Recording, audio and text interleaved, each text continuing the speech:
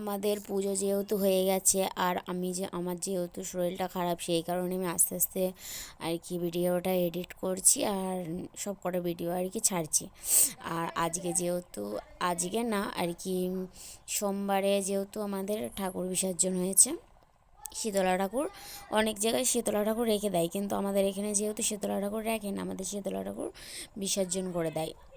আর ওইদিকে যেহেতু ডিজে আর কি গাড়িতে করে নিয়ে গিয়েছিলো, আর অনেক লোক গিয়েছে আর কি কালী ঠাকুর বিসর্জন করতে যত না লোক হয়েছিল, শীতলা ঠাকুর বিসর্জন করতে তার ডবল লোক হয়েছে, অনেক লোক হয়েছে।